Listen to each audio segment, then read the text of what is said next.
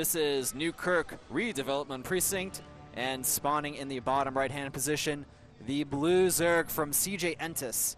His name is Hydra, and he is one of the best players out there in Pro League. After they read out the referees.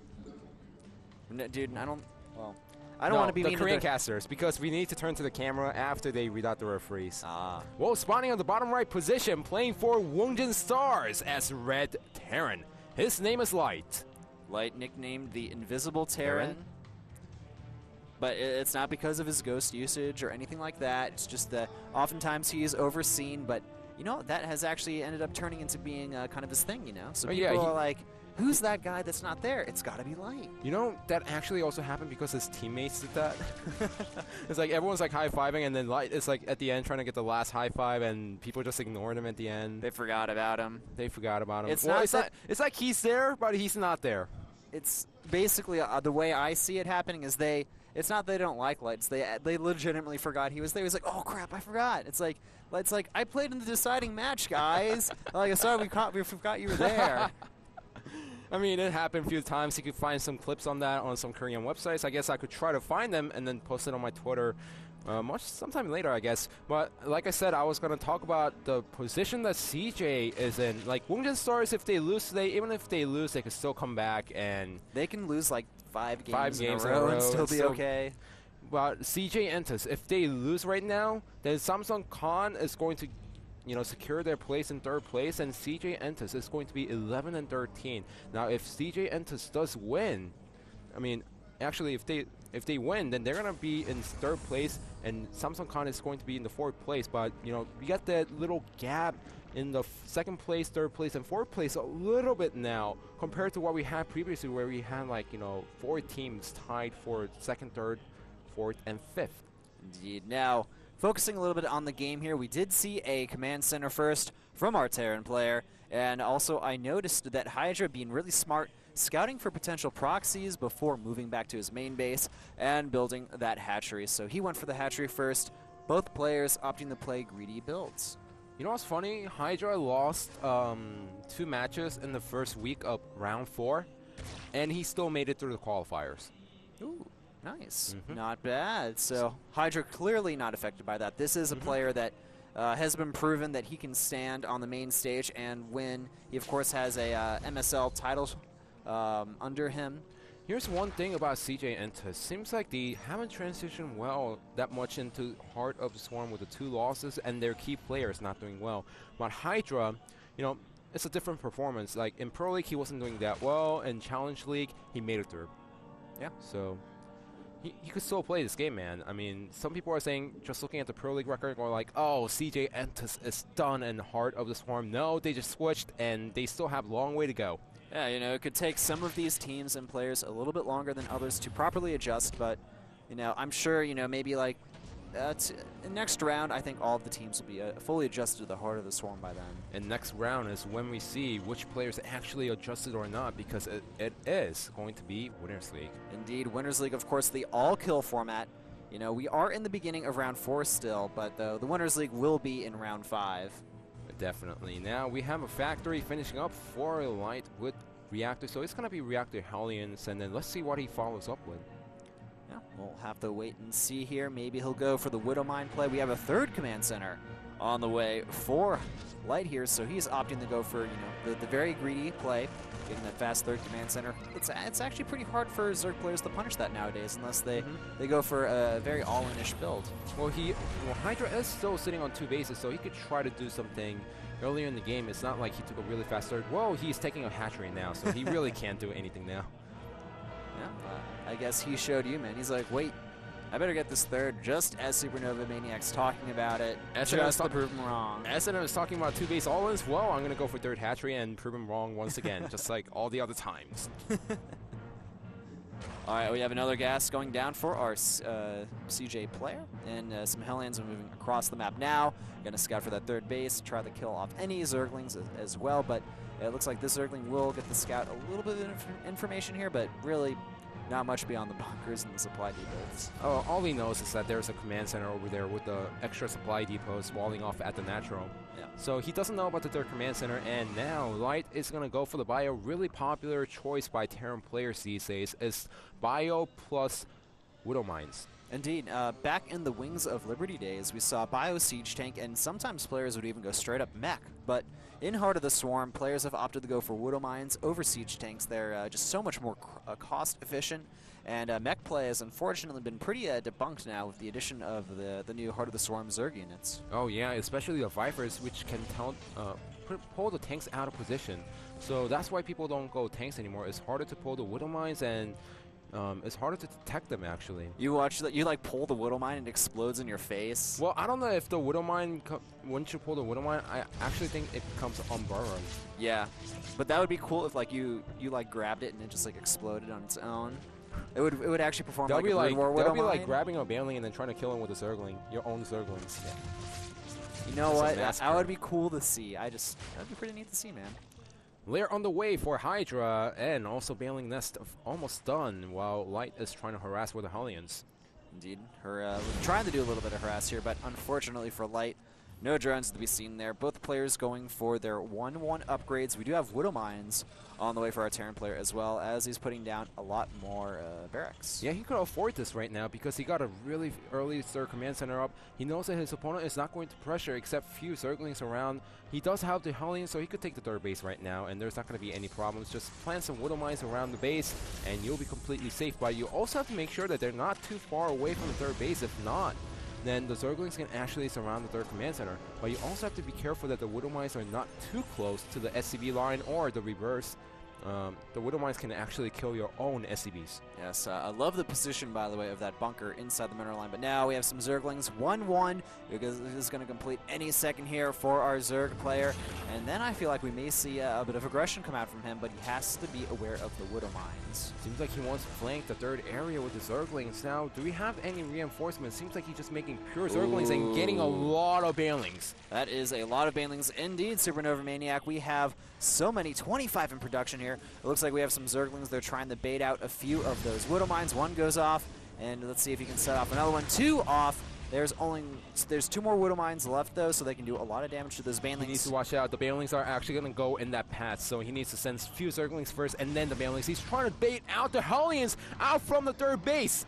Oh, if this properly works, then Light's going to be in a humongous amount of trouble here from this attack. And now the Zerglings are moving in, trying to set off any more potential Widow Mines here. And now the Banelings, they're going straight for the natural. Those supply depots, they aren't lifted up. And the Banelings, they move in here, and they're going to be able to kill off a lot of those Marines here. And the Widow Mines killing off a lot of, the Banelings killing off a lot of the Widow Mines here. Well, the Banelings are killing a lot of the units, but it didn't really get the economy of his opponent. Killing all of those Hellions, really excellent play, but seems like Light actually defends, and look how many SCVs haven't killed, only one. Yeah, that's the problem. He killed those bunkers, he killed the Marines, but didn't really deal that much damage against the economy. And now, Light is in the stage of the game where he could get tons of bio units out, and Hydra is so behind in tech, he's just starting his Spire.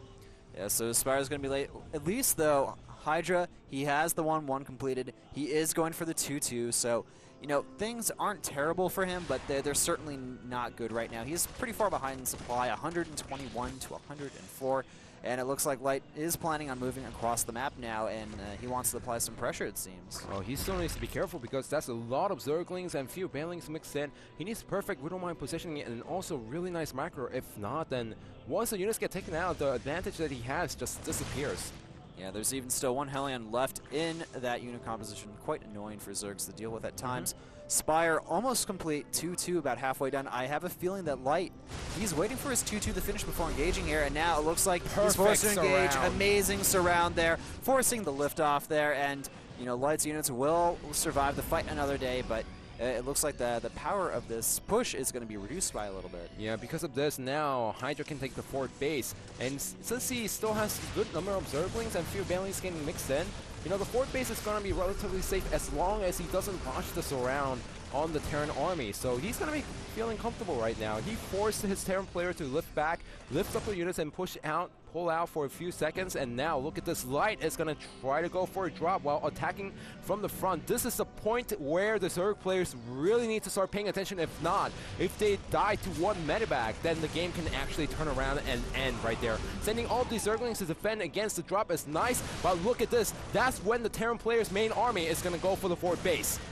Indeed, so now we have Light. He's been able to clear out so much creep here, but the Zerglings are moving in. They get a nice surround here, setting off most of those Widow Mines. The Banelings, though, they're connecting with units, but they haven't really killed off so much. And also the Mutas, they aren't with the main army either. Well, the main thing that Hydra has to do at this point is establish a forward base. So even if he loses a lot of Zerglings, as long as he kills few Marines here and there, and delay the push by, a few minutes, that's all Hydra needs to do. The Zerglings, yes, they die really quickly, but they're also cheap and you can get it easily. Hydra also done a great job at evening out the supply here. I have to say that he's had some excellent engagements here, but now we have our WOONJIN Stars player moving in, and there's so many Widow Mines there that it's going to be really, really hard for the Zerg player to engage. Oh my god, so many Zerglings getting absolutely annihilated there, but the Banelings and Mutas have done a lot of damage here, and it looks like Light's army barely going to survive there due to the medevac healing. But he did kill a lot of the army, and all Hydra needs to do, like I said,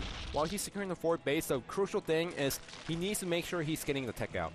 The thing is that the Muta, Zerglings, and the Banelings, yes, they could finish the game, but nowadays in TBC, it's just only a gateway to get to the Hive tech, to get the Ultras out, to get some of the Infestors out, to actually deal with this main army, and that's what Hydra needs to do. Now he's getting the Infestation Pit, and now he's going to try to slowly go towards the Hive, but he needs to survive a few more attacks. All right, we have another big engagement going on here. Another great overall engagement, it looks like, for Hydra. He is so good at engaging against the Terran army. He's been doing such a great job here. And he's taking out all of these units here and essentially forcing Light back. Now, since Light took the third base so early in the game, that's the reason why he has constant Marines and Widow Mines coming out, but I'm still very surprised that he's doing a really nice job delaying the push as long as possible and killing the army when he can.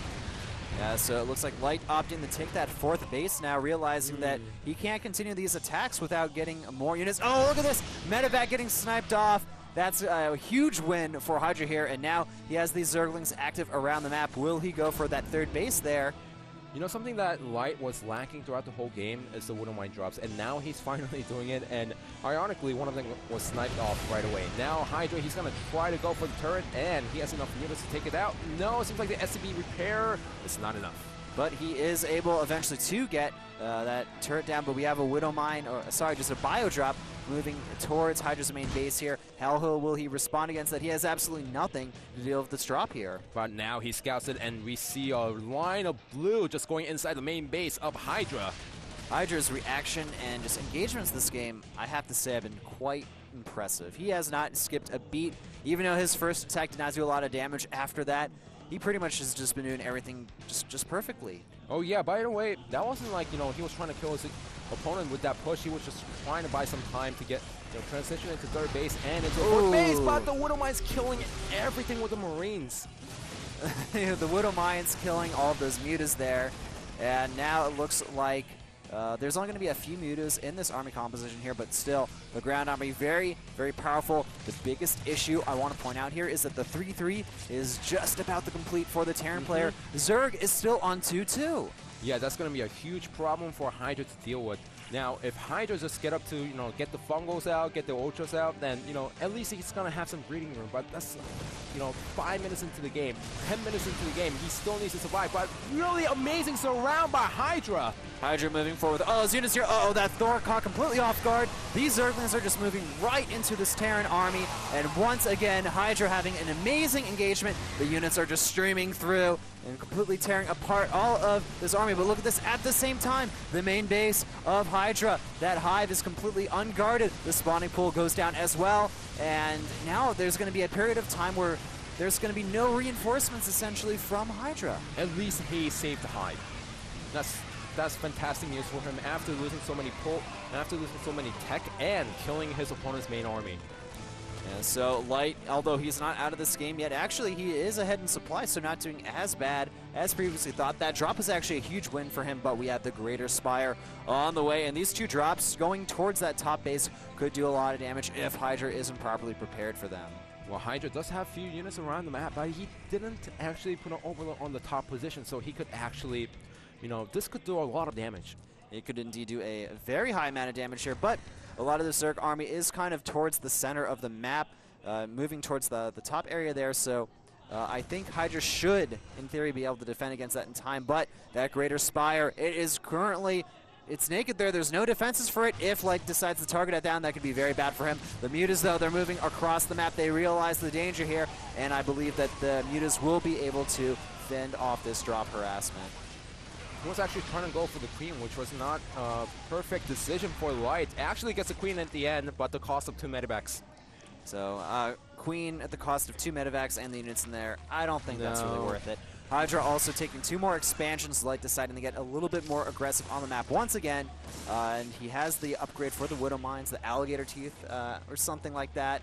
I don't actually remember the name for the upgrades, but that's what I heard them being referred to in other casts. And we have some Broodlords on the way, 6 in total in production, and those are going to do amazing against the Widow Mines. Oh yeah, the Widow Mines actually, real. That hurt. That hurt. I just see that and I'm just like, oh, that hurts, and I cringe. And now there's a lot of Widow Mines on the map. There's a lot of Bile. The Thor here going to do excellent against the Mutalisks as well. 4 starports are also down for Light, so he's going to be able to easily transition into essentially whatever he wants to deal with this Broodlord composition.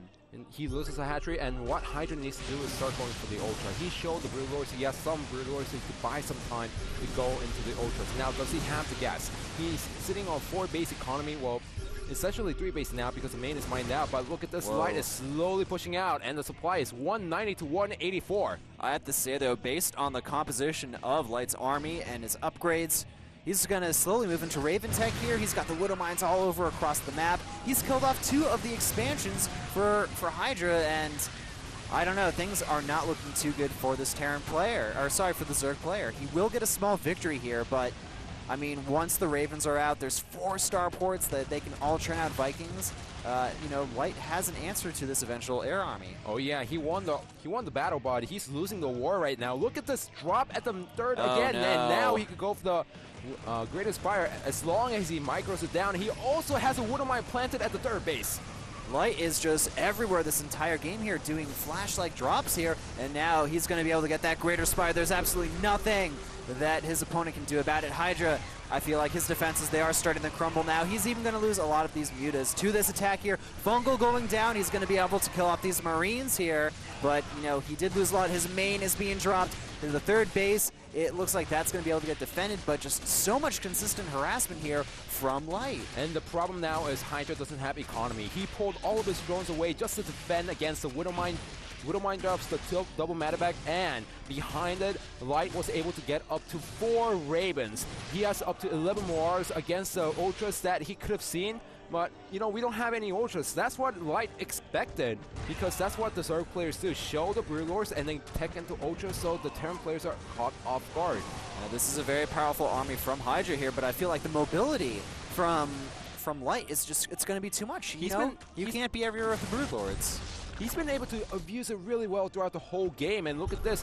While Hydra is pushing out on the map, there's a double Metaback drop inside the 4th base again. We see the main army going towards the 3rd base. The 1 Marauder inside the main base is killing the Hive, so Hydra needs to wipe out every single building that he could with this force, but those Ravens have full energy. This is do or die for Hydra here. He realizes that he simply can't defend his main base. There's 7 Ravens out, 7 Vikings with some good Seeker missiles here. I feel like this Zerg army is going to be completely crushed, and this is essentially, it's just the time is ticking and running out for Hydra here. The hourglass, it's almost empty. Well, some of those Ravens actually do not have energy, and he's just waiting for the energy to make some fireworks. So Light, he's going to have to abandon this 3rd base here. His 5th base also under attack as well. Both players really just attacking each other. But now the Seeker missiles, are they going to come out here? 2 have been sent out here, but they're going to move in there. Oh, amazing shots, doing so much damage to those Corruptors. They're definitely not high on health anymore. and this is just turning into a very, very rough situation for Hydra. Hydra, he's losing all his buildings, and even if he kills the main army of Terran, he doesn't have enough DPS or the mobility to actually win the game. Yeah, the Ravens moving in here. They're going to be sending off a lot of Secret Missiles. Look at all of those Corruptors and Broodlords targeted. The Secret Missiles moving in here, doing a terrible, terrible amount of damage here, killing off so many of those Broodlords, and that's going to be it. GG!